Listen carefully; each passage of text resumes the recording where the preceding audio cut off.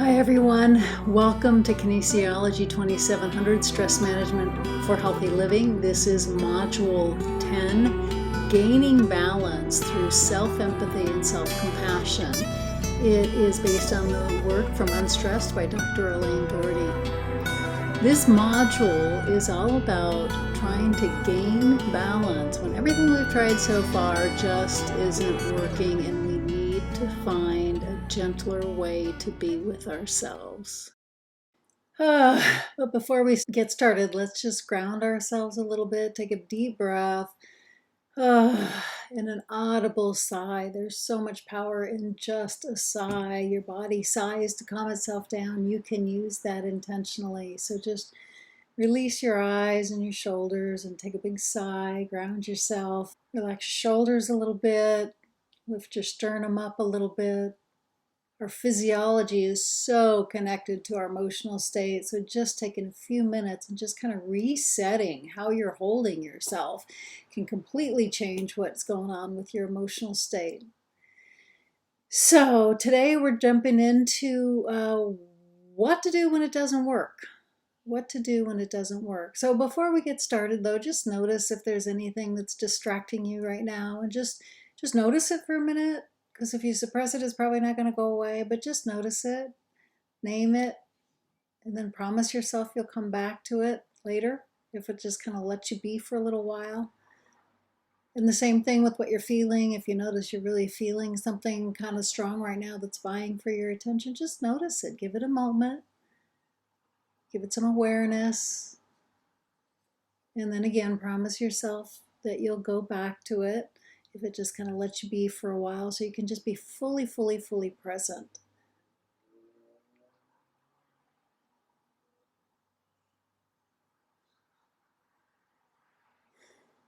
So it's a whole different way of being, just to bring yourself present. So today we're going to start about what happens when it doesn't work. So far we've been talking about how to recognize when we're stressed out. Remember, you have two major systems. You have your fear response system, your calm and connection system. We're talking about how your physiological imprint creates your reality, which creates your physiological imprint, which creates your reality. And it's this ongoing spiral, whether it's an upward spiral or a downward spiral.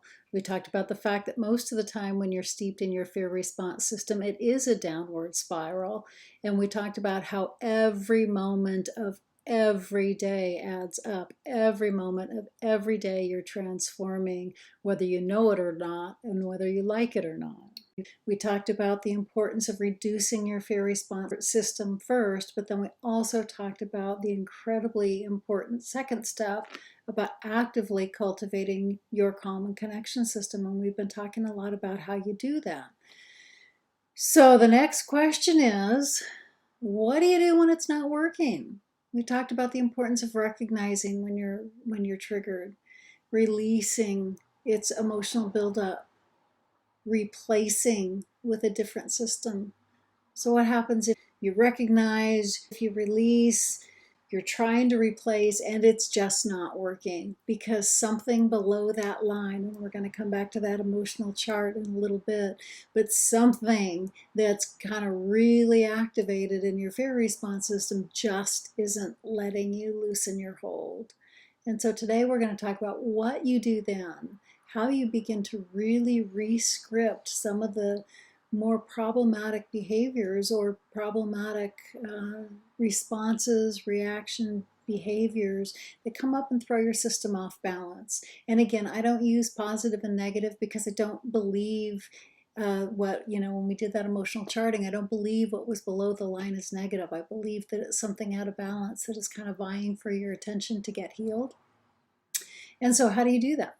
What do you begin to do when there's something below that emotional chart that is vying for your attention and really beginning to try to not, it's not loosening its hold. You're trying all the things that we talked about and it's just not loosening the hold. What do you do then? Before we start though, I want to tell you the story of Kendra, because Kendra had a process through this material that was very appropriate for this session on self-empathy and compassion.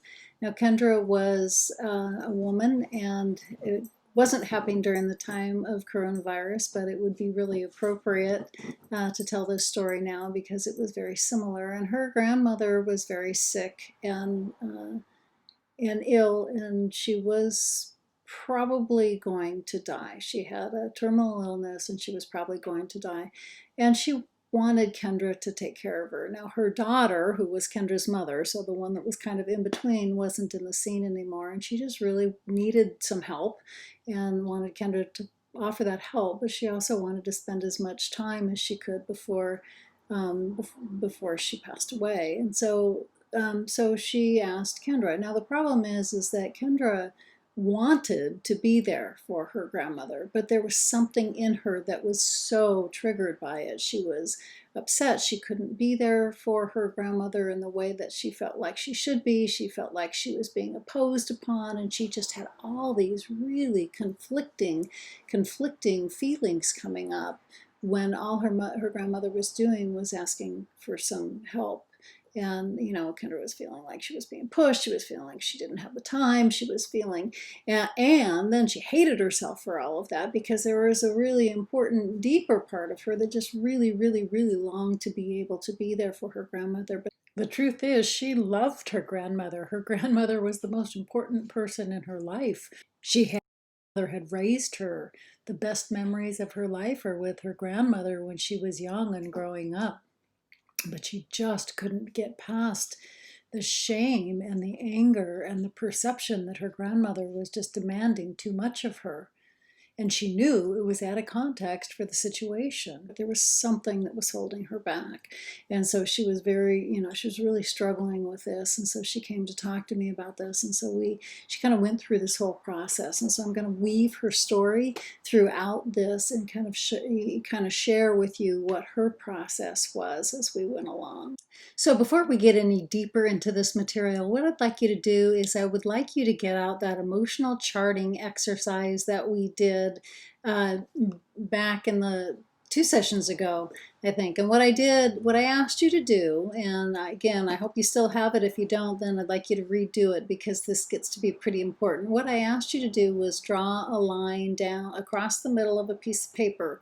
And I was very careful about the way I worded it. I asked you to write down words that symbolized emotions, not things, but words that symbolized emotions or experiences that make you feel good above the line, and words that make you feel bad below the line. And remember, the embodied experience was all important here, because the embodied experience of making you feel good obviously is then creating all of the physiological changes that we've been talking about that are life transforming for you.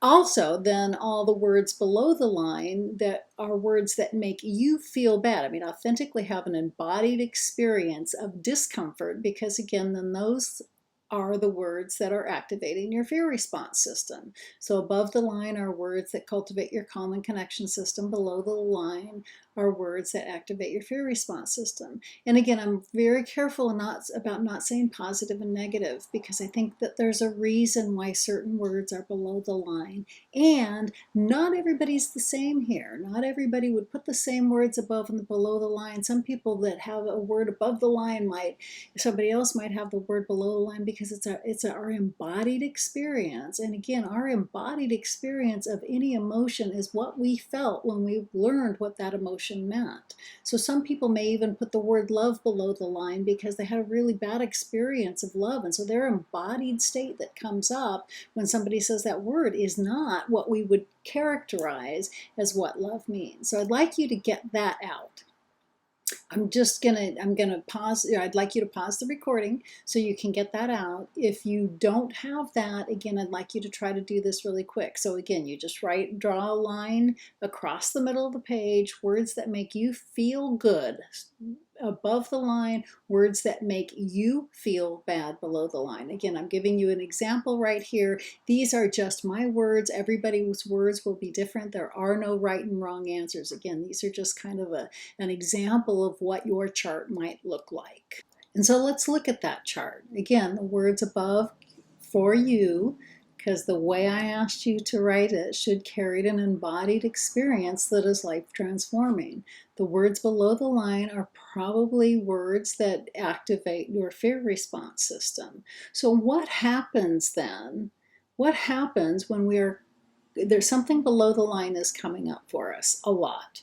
Something below the line is coming up for us. We've tried to reduce, we've tried to recognize, we've tried to release, we've tried to replace with something else, and it's just not working because something is just very, very, very present for us then. Now, the thing is what we usually do, right? What we usually do is we just react, we totally take off with the reaction. We have something that comes up below the line that totally takes over our body and we react and we go along with it. Or we suppress it, right? We're good people, we're religious people, we're spiritual people, we're people that have it all down with, kind of understanding what it means to be a certain way in this world, and so we just suppress it. Doesn't work. Or even worse, we blame, shame, and judge ourselves for having the experience. And so none of those work because all of those still carry the embodied experience of your fear response system. Whether it's just under the surface or whether it's totally reactive, it's still there. And again, we're just transforming to more of what our embodied experience is. And remember, our neural nets are forming to what our authentic experience is. And so there is a fourth way. And the fourth way is to come back around and retrain those neural nets through self-empathy and through self-compassion by actually holding what's below the line in a different way. So the big question is here, what do you do with the bottom of the chart? And so this whole part here is healing through self-empathy and self-compassion, and it can be a very, very, very powerful exercise for the times when we're not feeling so good, when the time that it's not so easy to shift. Because again, I shared with you before, I'm going to share with you again right now. I often say shift when you can, heal when you can't. When you're not in a place where you can easily shift to a heart-based emotion, or you're not in a place where you can easily shift to gratitude, maybe then something below the line is kind of trying to get your attention because it really needs to be rebalanced or it really needs to be healed. Remember that trauma, big trauma, little trauma, is not in the event anymore. The event's over. But where it is wired in our neural nets. And so what we need to do then is we need to start looking at what these experiences are, why these experiences are coming up for us, and then give them a different response pattern. So when we go back to the spiral of becoming, remember, every moment of every day you're becoming something. And then you have behaviors and reactions and choices that spiral off of that main spiral at any given point in time.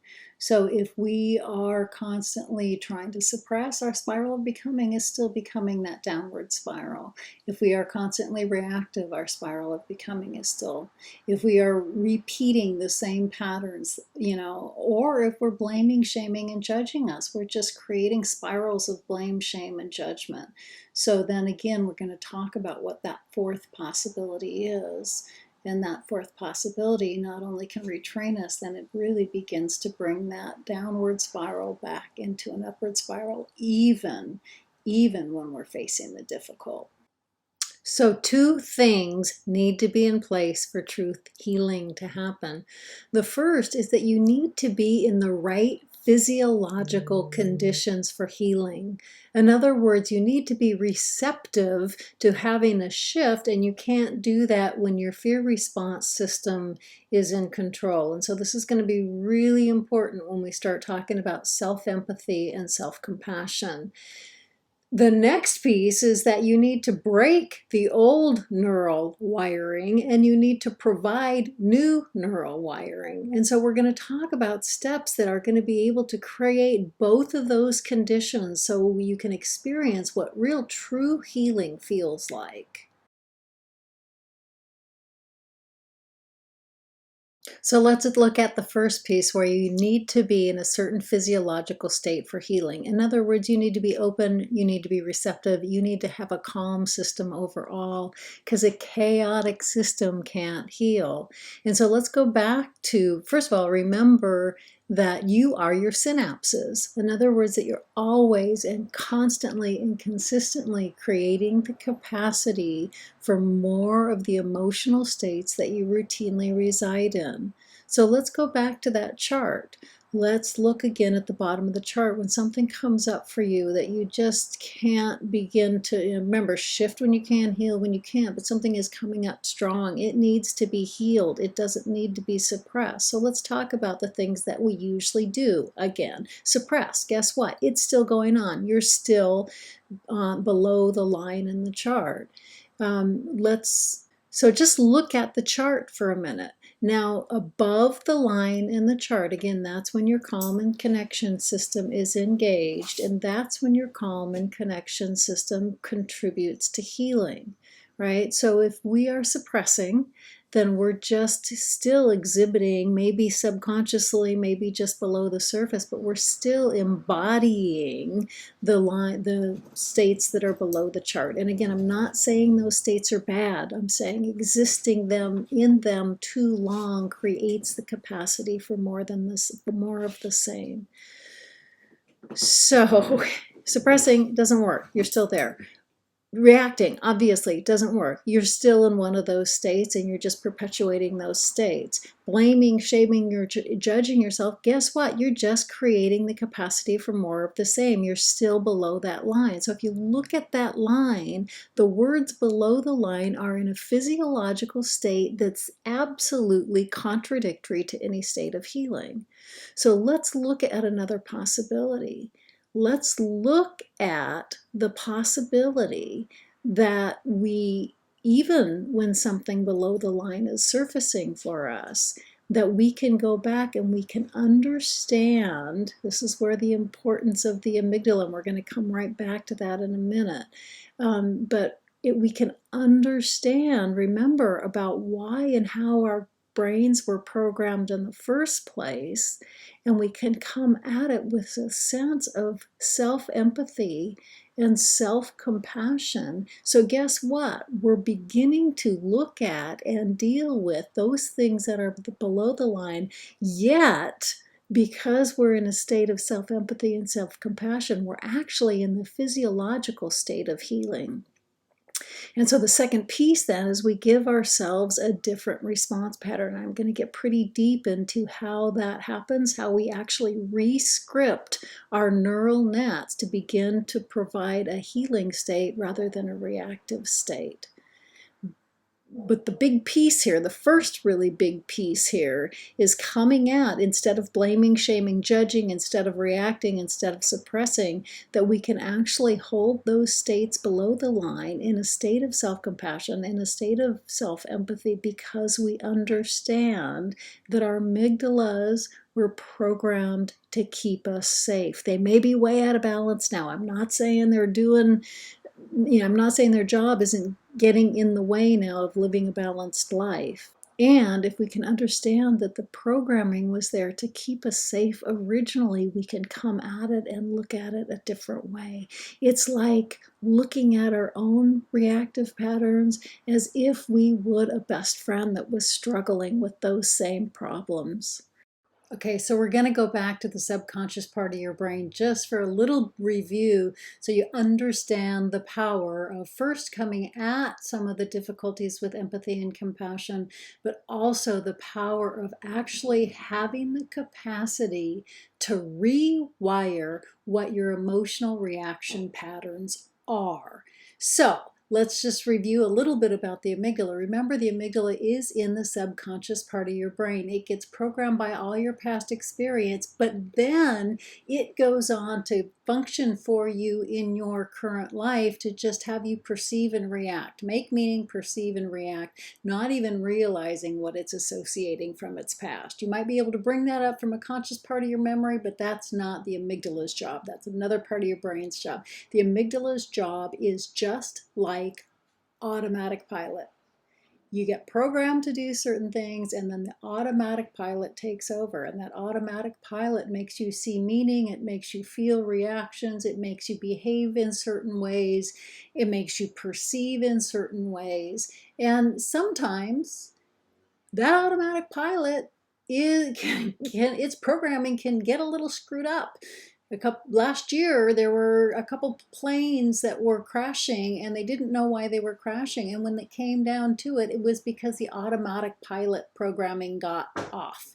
And even the plane was going down, the pilot, the conscious pilot, kept trying to correct that, but the automatic pilot kept making it dive, and the planes actually crashed and everybody on board died. So that example wasn't meant to instill fear of flying, but it was meant as an analogy to understand that sometimes the automatic pilot in our brain, in assessing emotion and in assessing meaning and ultimately providing our reactive patterns, sometimes is off balance and sometimes needs to be reprogrammed. That's kind of sometimes what happens with our amygdala. Right? So what it does is it's that automatic pilot, and it's beginning to get us to crash because its programming is out of balance. It's programmed by some past experience. It's not necessary or appropriate for your life in its current circumstance, but yet it's going from its automatic pilot. And so sometimes what we need to do is jump in and reprogram at that deepest level. And that's, it's possible, and it's possible through retraining your neural nets. And we're going to talk about how you can actually do that. It's all wired in neural nets, and it's the programming for what you see in your environment now. All the meaning, the emotional meaning that you make, at least the original emotional impulse, comes from what is wired in the amygdala. And again, the miracle of neuroplasticity tells us that nerve cells that no longer fire together, no longer wire together. So when we can come at even our most difficult emotional impulses, number one, with empathy and compassion, self-empathy and self-compassion to make us in the physiological state of healing, and then we can offer a re-scripting of our emotional past, we can truly heal from those emotional difficulties. So just a really brief review, and then we're going to put this in context with what you've been looking at with your emotional chart, and then again walking through steps of how to do something about it. So everything that you've ever experienced get wires in your amygdala. Again, the stronger the experiences, the stronger they get wired, and that serves as your programming for you to perceive everything that's going on in your current environment. And it also colors the emotion that you see with everything. So it comes up an emotional perception. That's how you make emotional meaning. So your wiring becomes your programming. Now again, that doesn't make it right or wrong. It doesn't make it good or bad. It just makes it how we were. I mean, it just makes it how we are wired to make sense of our life. It's a good thing. It's a good process. Sometimes it gets way out of balance. So what I want you to do is I want you to look at the bottom of your chart for a minute. I would argue that all of the words below the chart are either from primary implicit memories. Now remember, implicit memory means it's not necessarily a cognitive memory. It's that memory that gets wired in our amygdala to make sense of our current environment, and it comes up as an emotional reaction. Okay, so it comes up as an emotional reaction to something that was wired from past events, but again, we don't necessarily, in fact, most often we don't connect those things. Most often we just feel the way we do and then want to validate the way we feel the way we do. So what I want you to do is I want you to look at the bottom of that chart. Now, I would argue that every one of those words comes from either a difficult implicit memory itself, or behaviors or reactions or choices that we've adopted to negotiate how to deal with those difficult emotions. In other words, if you might have abandonment, something wired in your amygdala that brings up feelings of abandonment, that might be what you're experiencing. It also might come up with feelings of anxiety or feelings of anger, because the anxiety and anger might mask what's really underneath it. So usually it's the more tender emotions that are underneath it, but then we also have some kind of behaviors that, it's easier to feel angry than it is to feel abandonment. And so I would argue that all of those words are some implicit memory that has been a difficult implicit memory, or a way that we've just learned how to negotiate our life through that.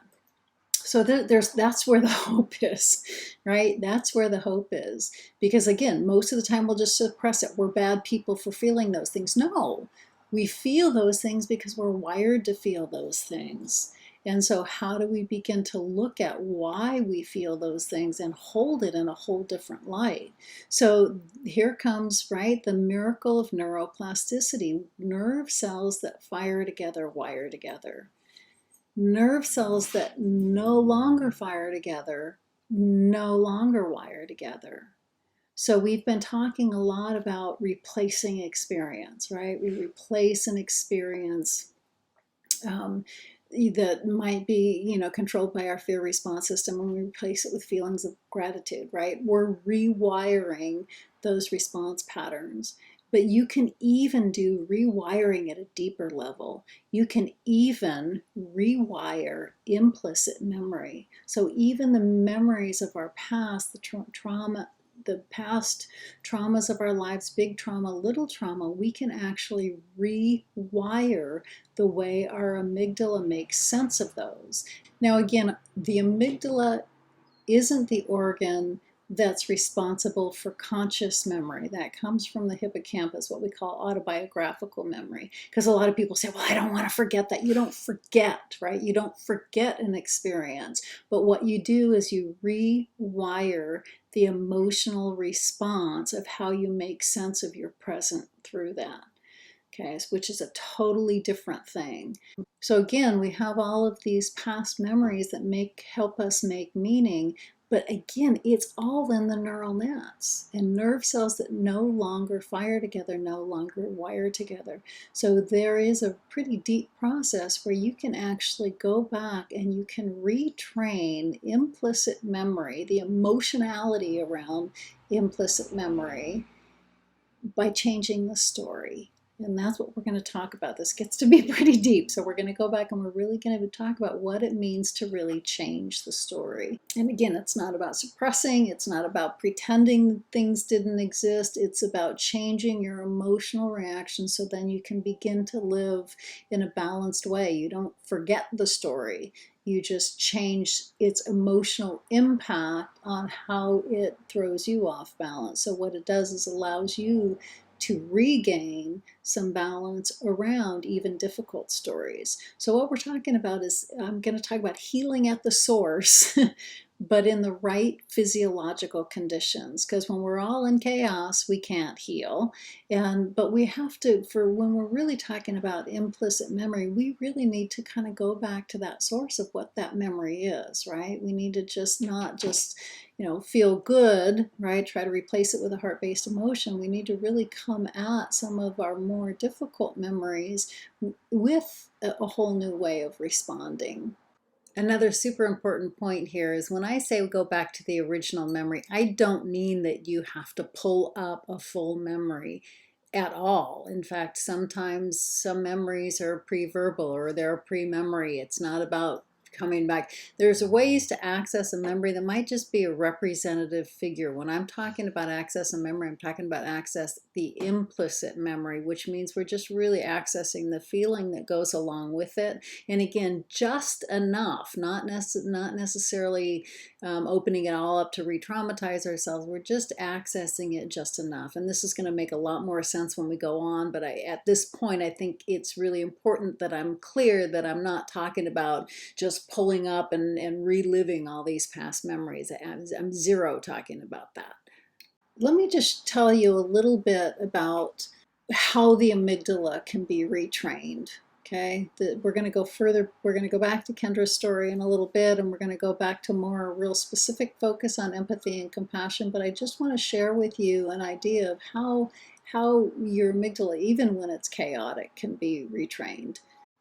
So I love baseball, and we're at the first game of the season, opening day, and luckily the game was over, and we're walking out of the stadium, and I get that phone call that no parent ever wants to get. And I pick up the phone, and it's my older son, and he's visibly or audibly falling apart. And first thing he says is, Mom, it's okay. And I don't know why they say it's okay when it's definitely not okay. And I'm, Michael, what's wrong? What's going on? You need to tell me what's going on. And he's like, part stuttering, part crying, and I'm, Mom, he's okay. Sammy's okay. Sammy is my younger son. Michael, what's going on? Well, I don't know. They're just going to put him on an ambulance, but he's okay. And I'm like, wait a minute, what is going on? Michael, tell me what's going on. And then he said, oh no, wait a minute. No, they're going to put him on a helicopter. And at this point, I'm like freaking out, and we're trying to get out of the baseball stadium. And so then Michael, my son, the paramedic asks for the phone. So I talked to the paramedic, and the paramedic says that they needed to lift my younger son, Sammy, in a helicopter to a trauma unit because he had fallen into it was just a freak accident, and he was just running around and tripped and had fallen into a glass window, but there was a shard in the window that severed part of his arm, not where the arm was hanging off, but it had actually severed several muscles and nerves, but that wasn't the worst of it. The worst of it was that he had severed an artery and almost immediately bled to death. And so they had to fly him in a helicopter to a trauma unit to be able to save his life. And obviously, this was a really, really, really traumatic event for me. And, my husband was driving like a crazy person, and we get to the hospital. We actually made it to the hospital because the hospital was in LA, and we actually were driving so crazy that we actually made it to the hospital before the helicopter landed. He went straight into surgery, and he was in surgery throughout the night. And so throughout the night, we didn't know if he was going to live or die. Obviously, if you are a parent, even if you're not a parent, you can probably understand this made a pretty indelible imprint on my amygdala. So what happened? First of all, I need to say that he is okay, and he even has his arm, which is a miracle. He didn't have a pulse in that arm for 7 hours. I mean, that doctor was just a miracle worker. It's a miracle that he is alive and has an arm, especially. So I need to kind of just put that out there now. But because of the trauma, for me, I mean, he had his own trauma, but my own trauma was that then every time I heard any kind of emergency vehicle for the next several weeks, and I know this stuff, right? But it's an immediate, your amygdala responds immediately. It responds pre-thought. So every time I heard any kind of emergency vehicle, my whole system would just go haywire. I actually got rear-ended about a week later. I was at a stop sign, and there was a young kid driving his car, texting, and never even stopped, never even saw me, and hit me, and I hit my head against the windshield. And I was, I got a concussion and stuff, but my vital signs went through the roof because I was having a PTSD reaction from my son's accident. So the paramedics came to my accident, and they're like, something else is going on here, and we need to get you to a hospital right now. Your vital signs are through the roof. And I'm trying to tell the paramedic, I know this stuff. I'm having a PTSD reaction. I have a PhD in stress, and I'll never forget this. The guy looks at me and says, "That may be so, lady, but you're gonna have a stroke. We need to get you to the hospital now." So obviously my amygdala had made a really strong imprint, and And as amygdalas do, they make associations. And so my association was any kind of emergency vehicle. Now, is that appropriate for me to fall apart anytime I hear any kind of emergency vehicle? No. So I worked really hard again because I knew this stuff, but it wasn't automatic. Your amygdala takes over. And so I had to work really hard to kind of learn to retrain my response patterns around that. But it hung around the helicopter. The helicopter was just anytime I heard a helicopter, anytime I saw a helicopter. And so I need to do some really, really deep retraining. And so I was being led through a meditation. I was actually teaching a class on how to do this. And so one of the students was actually leading us through. And what my process through this was, I was kind of really deep in a meditation. So I was really in a receptive state. And then all of a sudden the helicopter starts coming. And I heard a voice, and the voice was, I was with him the whole time. And then I heard a female voice too, and the female voice said, and I was with him the whole time too. And but I was in such a deep meditative space that began to be my story. See, again, I'm rewiring my neural nets. Even though the story is in my imagination, I went to that place enough, right? And this is what we're going to talk about. You go to the past memory enough. You don't have to relive the past memory, but you just go to it enough to unlock the neural nets and then provide a different experience. And that different experience can be just an imagined experience. Your brain doesn't know the difference between what's vividly imagined and what's true. And so if you can go deep into a space enough to kind of unlock the neural nets associated with that memory and then provide a different experience, and again, the different experience can just be in your imagination, then it begins to rewire a different response pattern.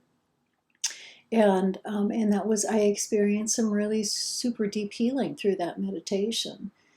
Because again, if you're a parent, you know that parental guilt. I carried all kinds of guilt around that accident. Now he was 16 years old. He was way old enough to be home alone, and there's the guilt that I was carrying around, it was not really founded. But if you're a parent, you go there. And so there were some things that were really out of balance in my system that I needed to retrain because it wasn't helpful in my day-to-day life. It wasn't helpful for me to fall apart every time I heard a helicopter, every time I heard an emergency vehicle. And again, I just experienced some really, really, really deep healing. So that's the first piece. The first piece is really deeply providing a different experience. And again, that experience can be in your imagination. The second piece is to constantly reprogram. So, there would be times when I would be walking through Cal Poly and I'd hear a helicopter. I can still hear a helicopter before anybody, but it doesn't carry that same feeling for me. But when it would start coming up, what I would do is I would stop and I would pause and I would look at that helicopter with just this extreme gratitude. Now, it didn't have to be gratitude. It could have been love for my children. It could have been something else. But for me, it was gratitude, because if it wasn't for helicopters, I might not have a kid. Right? So, and I would just stop and I would pause and I would interrupt that pattern, would interrupt the pattern of anxiety. I would interrupt the pattern of extreme stress, extreme worry. Where are my children? And I would replace that pattern with just extreme gratitude from a whole embodied sense. And again, I was really careful just because I knew this stuff already. I was already teaching it, right? And I would really try to just bring up that embodied sense of, for me at that time, it was gratitude. It could have been anything else, but a really embodied sense of a heartfelt emotion. And so that began to unlock my typical anxiety response patterns around helicopters and replace that response pattern of gratitude. I can still hear a helicopter before anybody, hands down. But now I am flooded with this feeling of gratitude before I even think about it. I'm just flooded with this, oh my gosh, this sincere and deep love for my children, and sincere and deep love and gratitude for their existence, right? So I've really effectively replaced that. Now, what I could have done is every time I heard a helicopter, I could have replayed the story. Oh my gosh, what could have happened? He could have died. He could have died, and just perpetuated and perpetuated and perpetuated and locked those neural nets of the original trauma even more. And again, I know this is a really singular experience, but I'm just sharing this experience because I want you to understand how your neural nets begin to rewire.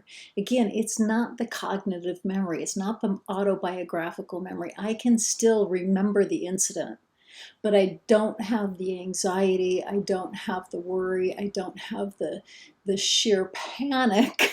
They don't have to take me to the hospital anymore every time I hear an emergency vehicle. So it was rewiring it, in a very deep way through meditation. And then it was also kind of just resetting myself constantly to make sure the new wiring was taking place, right? And so what we're going to do now is we're going to get even deeper into, what Kendra's story is, how empathy and compassion really play out in this whole scenario, and how you can be in that physiological state above the line, which again is the state of healing, even when those difficult emotions are coming up, and you can rewire a different story. And again, I'm not talking about the autobiographical story. I'm talking about the emotional response. I'm talking about its emotional hold on you. And when you can rewire that emotional hold on you, you can bring up the cognitive story in a whole different way. And you can let that cognitive story play a whole different role in your life. And it really is about cultivating self-empathy and self-compassion. And then it's about taking that self-empathy and self-compassion and re-scripting your emotional past in a really deep way. And that's where we're going with all of this. Okay, so let's boil this all down, and then let's move forward in really concrete steps in the way that you can actually put this to work in your own life. So first of all, again, two conditions of healing. You need to be in the right physiological state to be open and receptive to any kind of healing. Second, to really heal at a deep level, you need to rewire the emotional programming that may be problematic for you right now. Again, the emotional programming that's kind of creating all those states of being that were below the line on your chart for you. So I want you to just think about your chart for a minute and just think about kind of what it is for you of those things that come up. And I just want you to I'm just going to tell you a really brief story about a man that really put this to work. He was a man that grew up as a child in the Holocaust, and so he had obviously a lot of recurring trauma around that. And what he would do, what he began to adopt this behavior that when he would feel the old familiar dread or triggers or response patterns beginning to consume him, first of all, he would go into that state of course.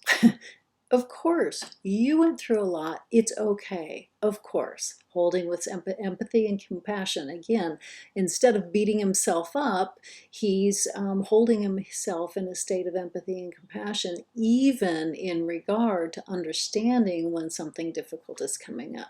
Second thing that he would do, he would go deep into his imagination, and he would imagine a magical tricycle coming down and just stealing him away and flying away from all the conditions that he faced when he was a younger boy. And again, did he change the real narrative of the story? No, but did it change his emotional hold over what he was experiencing and re-experiencing in his current life? Absolutely.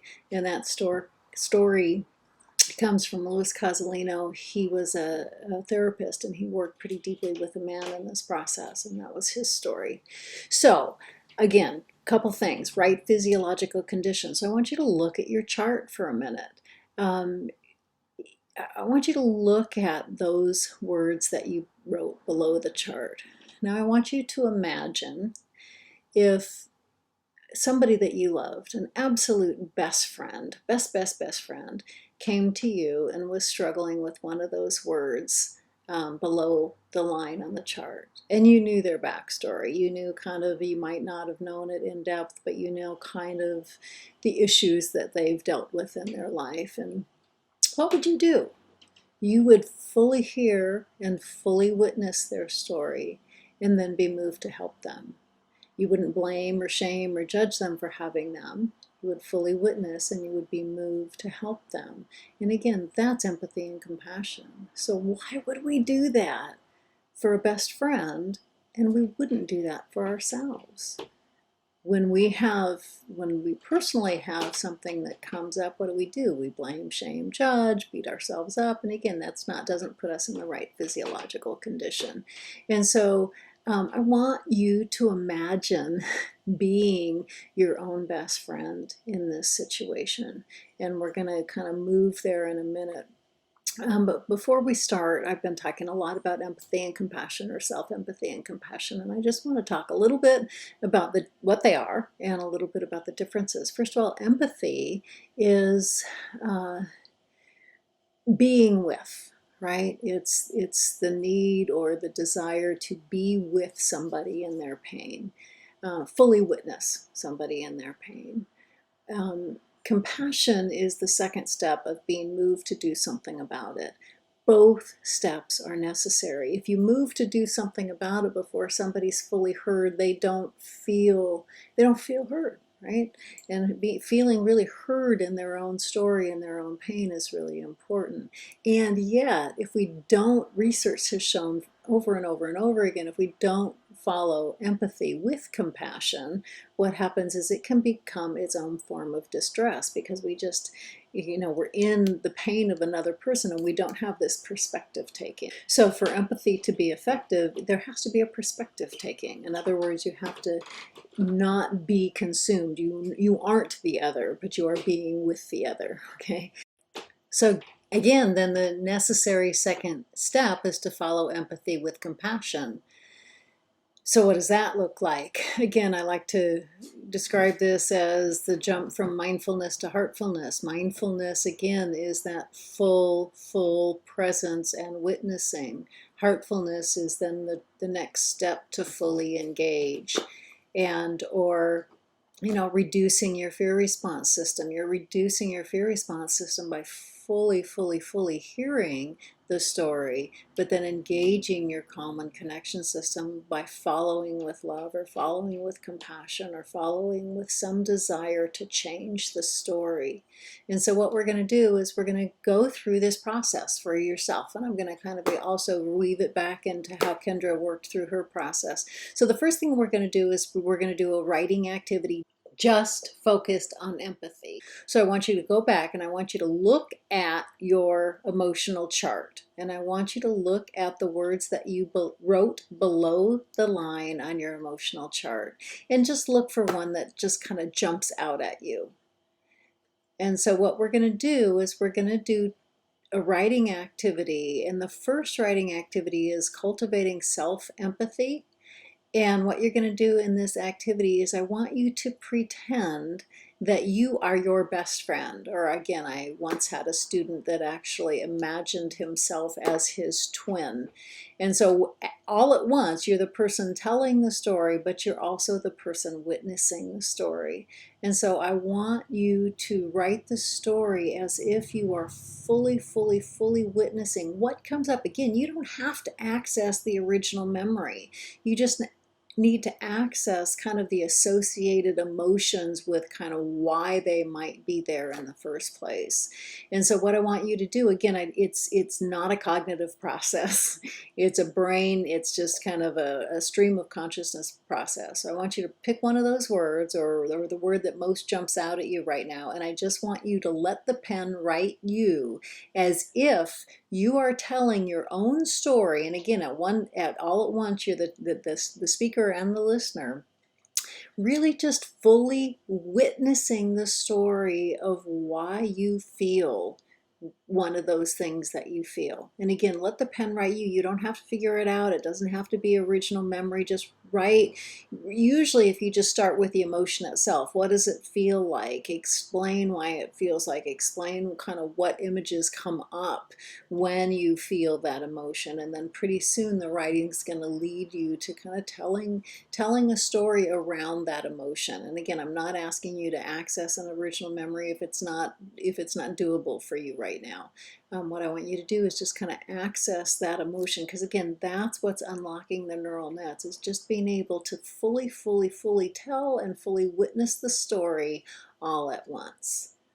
So before we start, I just want to share a little bit about Kendra's process with you. So Kendra looked at the chart, and what she saw below the line, the words that just immediately jumped out at her were shame and guilt, because that's what she felt with the whole situation around her grandmother. She knew that she was really overstating in her own emotionality what her grandmother was asking. It really wasn't that much, but her emotional reaction was way out of context for what she was feeling. And so when she really focused on those words of shame and guilt, and she just started letting it writing, and she let the writing write her. And then underneath that shame and guilt, what she really began to feel, right? So she's starting to uncover some of the emotions that were underneath that shame and guilt. And what she really was starting to feel was abandonment.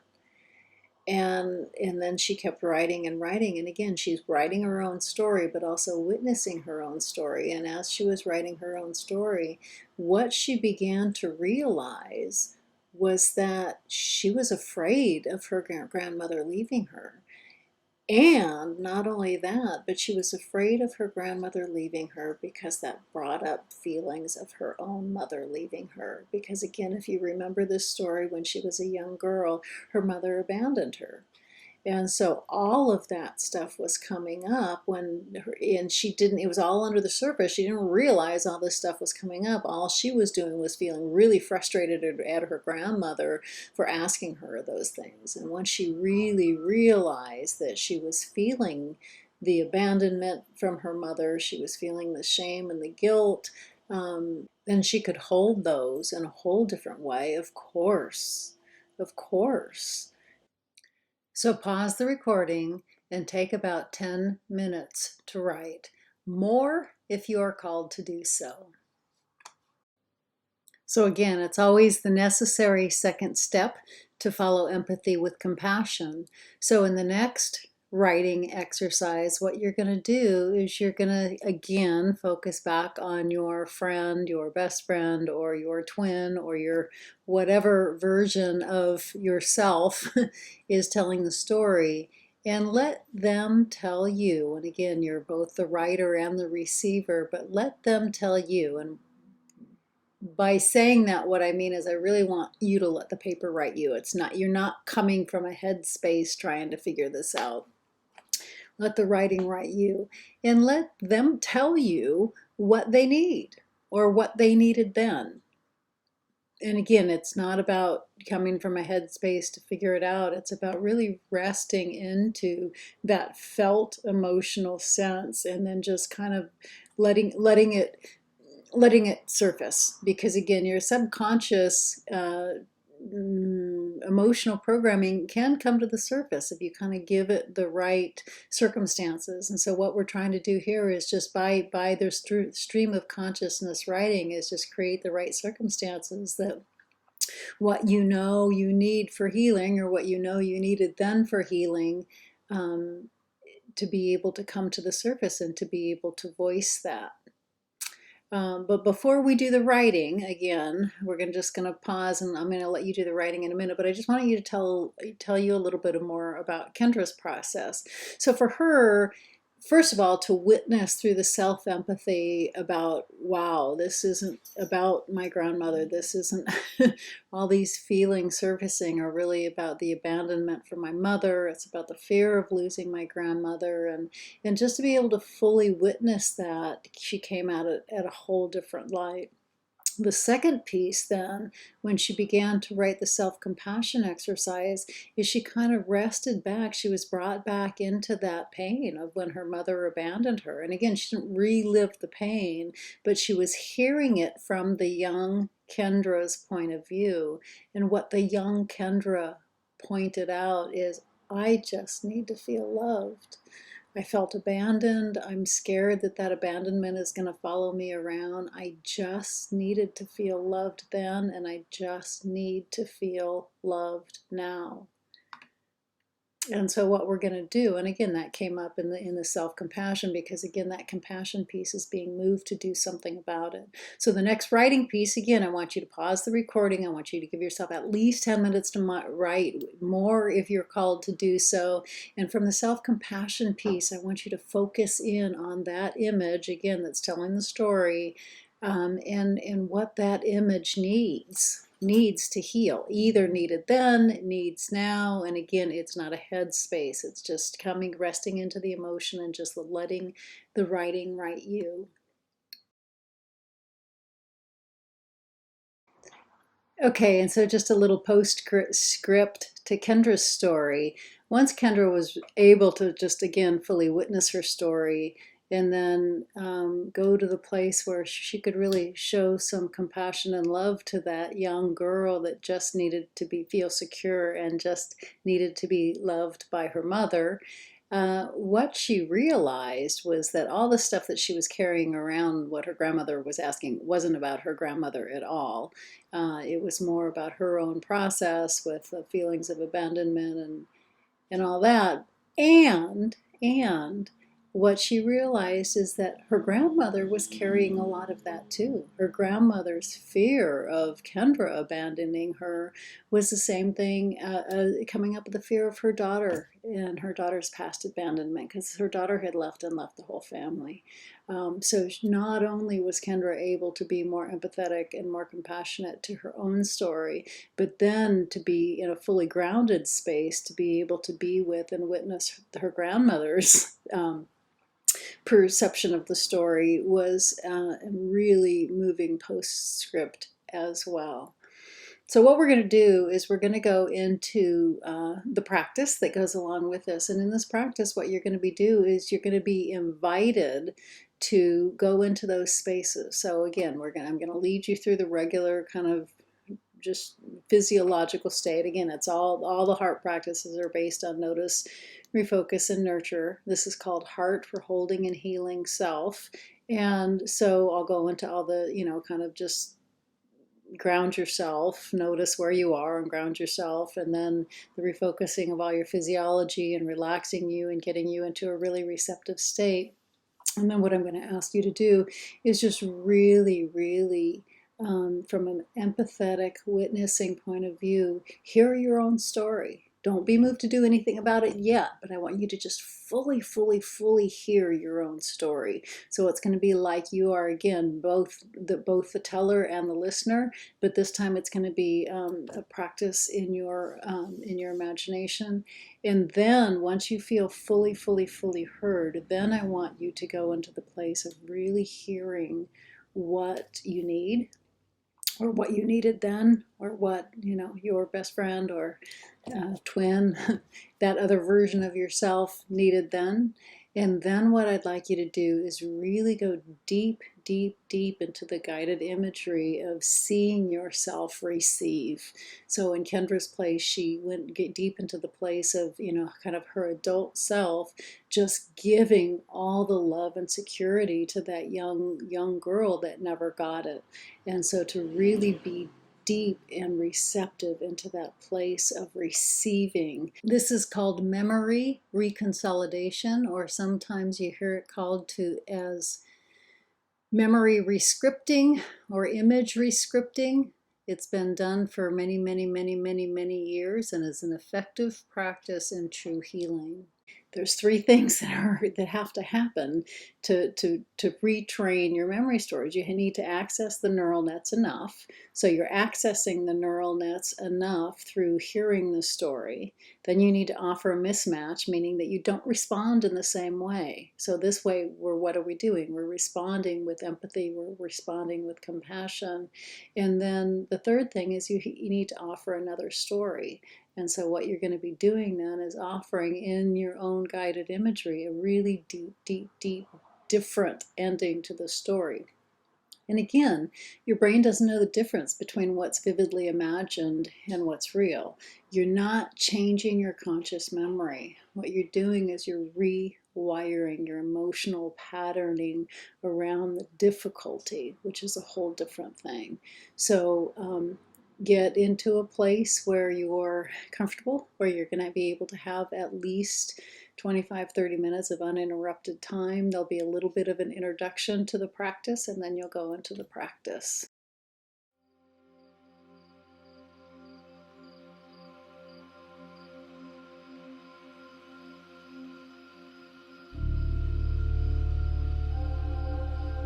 Heart for Holding and Healing Self. Introduction. Heart for Holding and Healing Self invites you to restructure the neural nets of a difficult emotion by re-scripting your emotional programming. Also, remember, in all the heart practices, the notice and refocus steps are the same. It is the nurture step that is specific to each practice. The nurture step in this practice uses deep imagery to reconsolidate problematic emotional memory, the buried emotions within you that cause reactivity.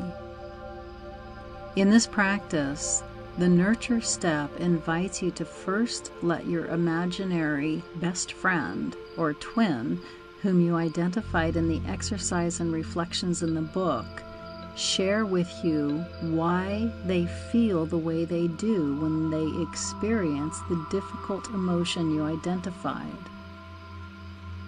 This would be similar to what you wrote in the Cultivating Self-Empathy exercise. Your job is to just hold your best friend or twin and witness their story from an empathetic, yet non-judgmental and non-reactive presence. You are all at once your deepest self doing the witnessing and the twin telling you their story. Second, after giving sufficient time for fully witnessing your twin's story, let them tell you what they need now or needed then for true healing. It may include both. From your deepest sense of yourself or your inner core, imagine yourself giving your twin what they most need to heal. Again, the more deeply felt the experience is, the more transformative it will be. Don't try to figure it out too much. Just let the meditation guide you. Let it organically unfold with your twin sharing their experience and telling you what they most need for deep healing. Most importantly, immerse yourself in the felt experience of both giving and receiving the healing. Find a place where you consider lay down comfortably, uninterrupted for about 25 to 30 minutes. Keep your journal close, as after the practice you may want to record your experience and any insights that came up.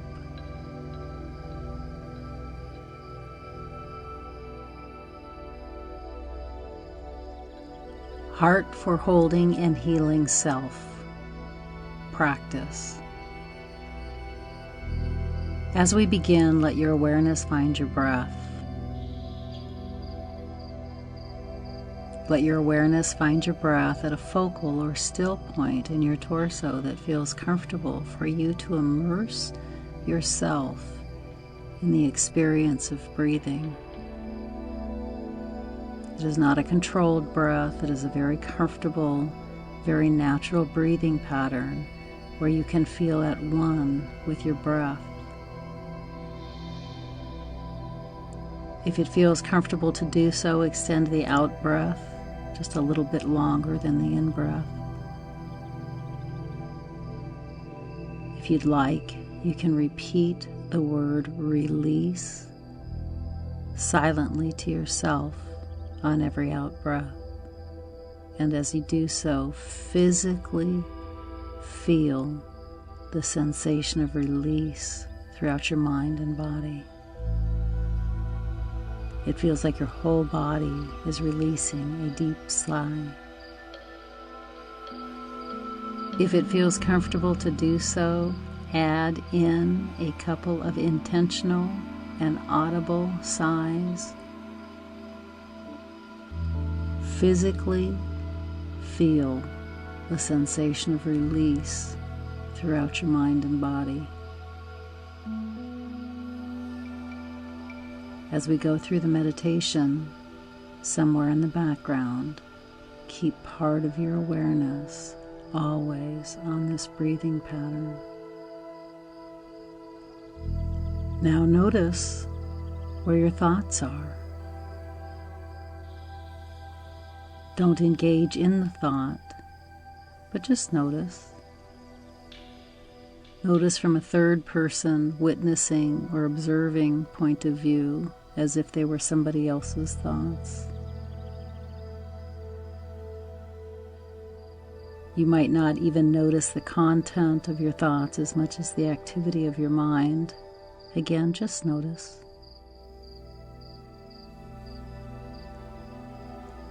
If there is anything particularly present, notice and promise yourself you will go back and deal with it at an appropriate time, if they will let you be for the time being.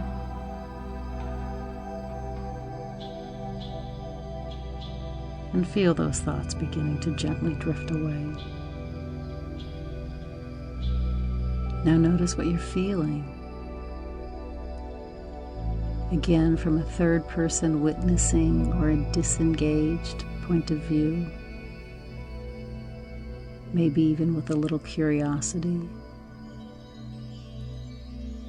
Don't engage in the feeling, just notice, as if you were observing somebody else feeling that way, maybe even with a little curiosity or surprise. Notice that what you are feeling may or may not have anything to do with what your thoughts are. Again, just notice. Notice the context and texture of what you are feeling, and notice if it comes from a different part of your body than when your thoughts are manifest. Don't think about it too much, just notice.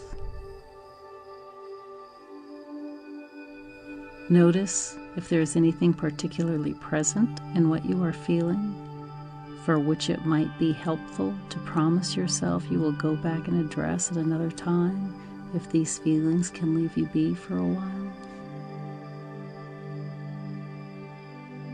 Acknowledge them and promise yourself you will do so. And feel them beginning to drift away. Now notice your bodily sensations. Scan from your toes to your head and notice particular places of sensation, anxiety, or discomfort. Again, just noticing without judgment.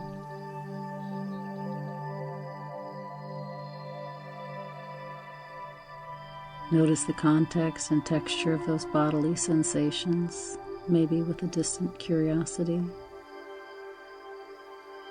Notice if there is an emotional component associated with the sensations.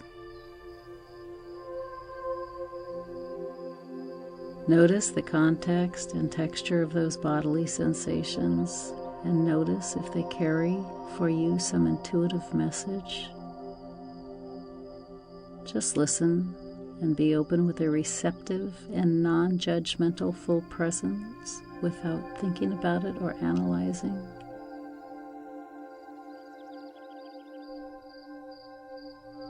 Now we will refocus your physiology to allow you to be able to go deeper with the meditation.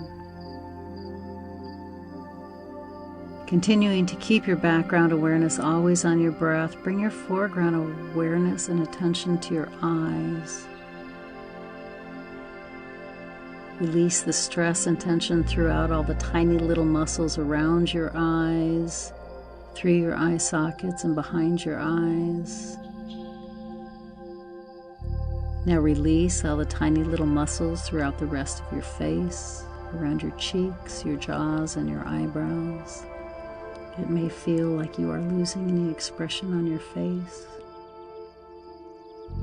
And release through your shoulders, let them fall down and back as you are releasing the tightness surrounding them.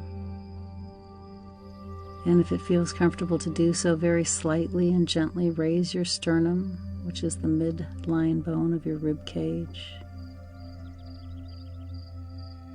And bring all your awareness back to your breath at a focal point in your torso that feels comfortable for you to fully immerse yourself back to the experience of breathing.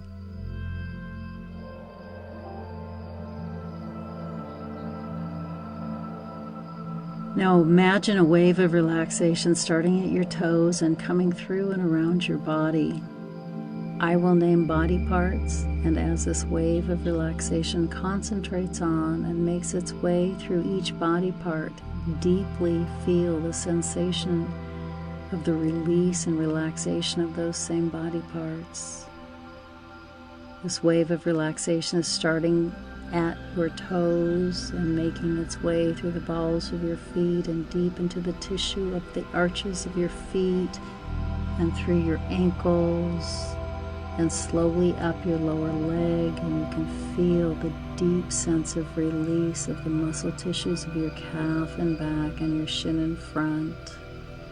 And now this wave of relaxation is making its way through your knee joint and slowly up your thigh.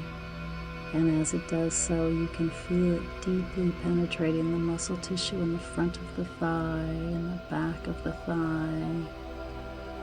Feeling a deep sense of release all through the thigh. Now this wave of relaxation is making its way up through your hip joint and deeply releasing all the muscles and tendons and ligaments that hold the joint together. And you can feel a deep sense of release through the whole joint. Now this wave of relaxation is making its way up your lower torso, through your pelvic girdle, your abdominal area, and your lower back. And now gently, as it reaches your waist, bring all your awareness to your back. And this wave of relaxation is concentrated, traveling up your back muscles, starting at the muscles on either side of your spine, deeply penetrating and releasing the muscle tissue as it makes its way up, and releasing the muscle tissue around your shoulder blade area and then into the shoulder joint itself. And you can feel your shoulders letting go of any residual tension, falling further down and back as your body lets go and releases. And now this wave of relaxation is simultaneously making its way down each arm, through the muscle tissue of the upper arm, the elbow, your forearm, down into your wrists and hands and fingers, and you can feel a profound sense of release of the stress you typically carry through your hands. And now it's at the base of your neck and slowly traveling up the back of your neck, deeply releasing the muscle tissue of the neck as it progresses. And now at the base of your skull, like a cap beginning to unfold and encircle your skull. Imagine this cap of relaxation slowly unfolding around the top and the sides of your skull simultaneously, and as it does so, you can feel yourself letting go of any residual stress or tension that you typically carry all through your head.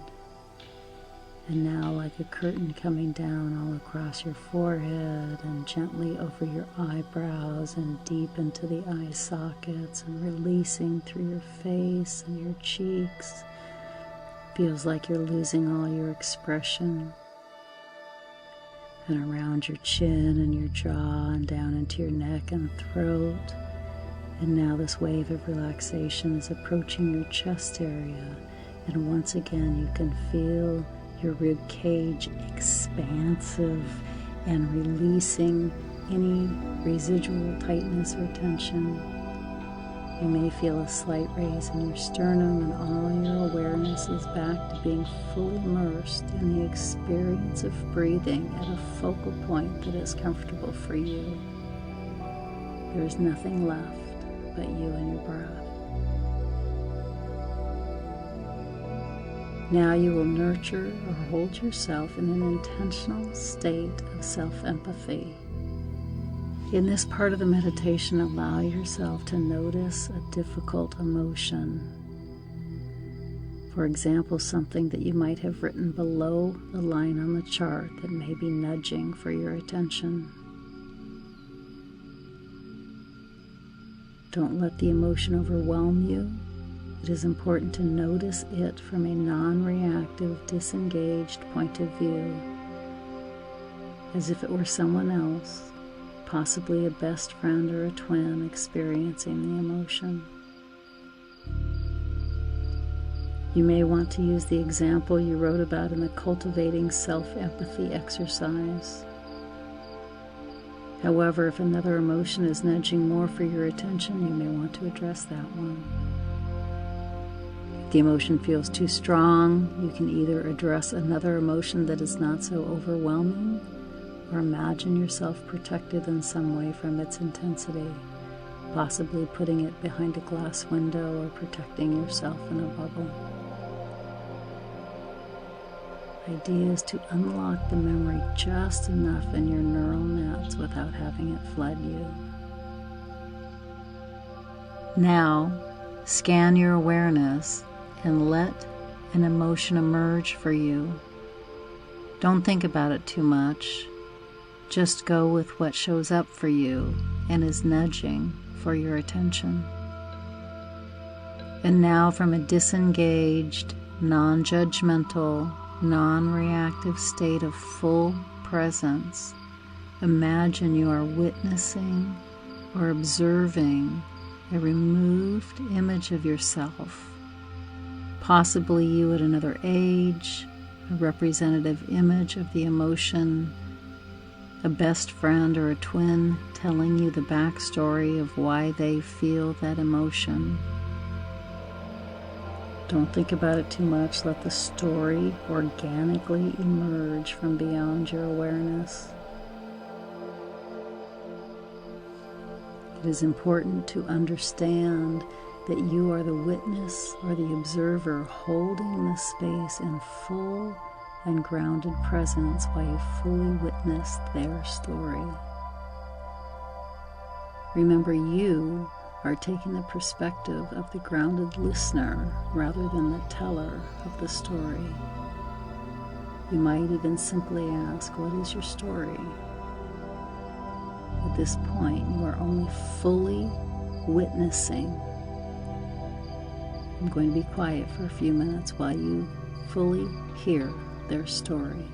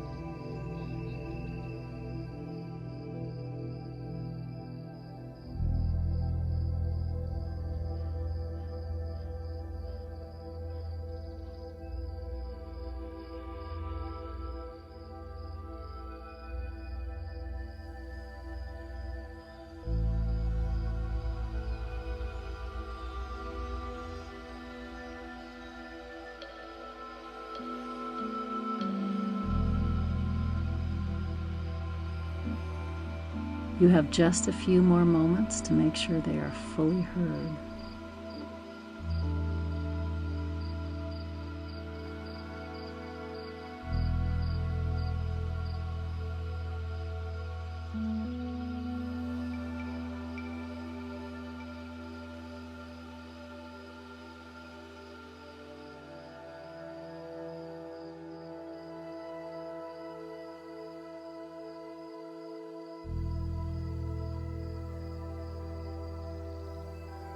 Now you will nurture a state of healing through self-compassion. After you have fully heard your subject's story, ask them what they need now or needed then for the difficult emotion to be healed. Again, don't think about it too much. Let the meditation and representative image guide you. Hold the space to fully hear what they need.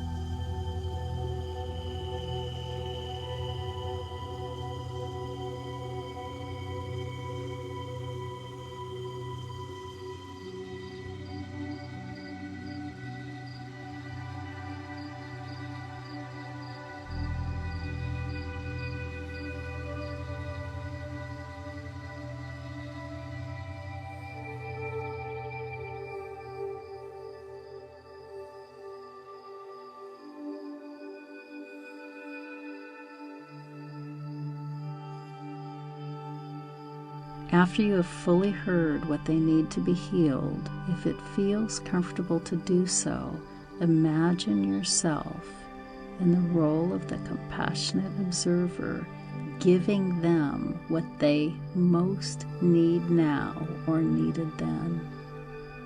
Deeply imagine and feel your subject receiving what they need now or needed then. As they are receiving the healing and you can feel the emotional shift, begin to merge with the image so you are all at once the giver and the receiver of the healing.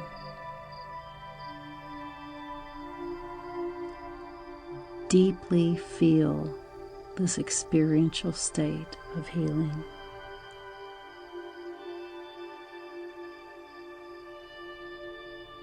Cement the image and the feeling in every cell of your body.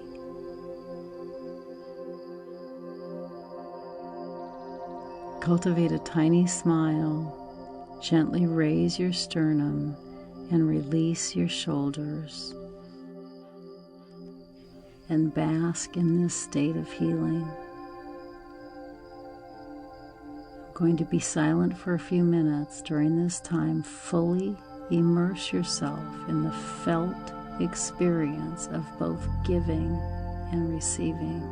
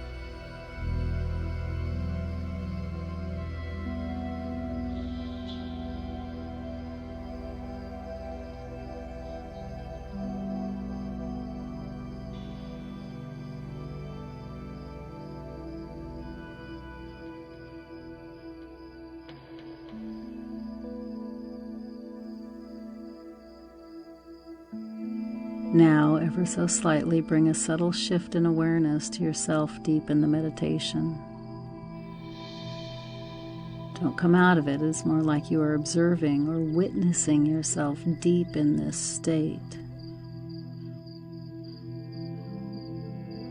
Continuing to bring an awareness of yourself deep in the meditative state, pause and reflect. Notice if any intuitive insights come up, which may or may not be formulated in words. It is important to spend some time in awareness of this liminal state or in-between state, as it integrates the parts of your brain to more easily access the meditative state in your conscious moments. Spend a few more moments in this liminal state. Through a witnessing awareness of yourself deep in this meditative state, try to make a cellular memory of this experience. In other words, it is like you are trying to cement this experience in every cell of your body.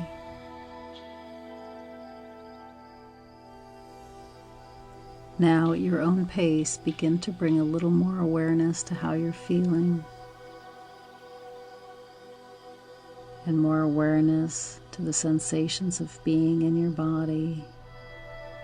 Move your hands, move your toes, and ever so slowly and at your own pace, make sure you re-ground yourself in your body by moving your arms and legs.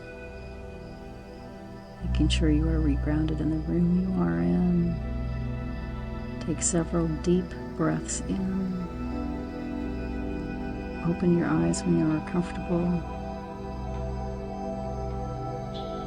Pause and reflect for several moments and notice any insights and reflect on your experience. Jot down any thoughts about your experience.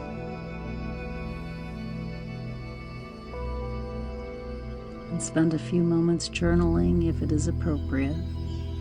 It is a very, very rich time to journal, as many insights will continue to emerge as you bring your experience to more conscious awareness through the stream of consciousness writing process.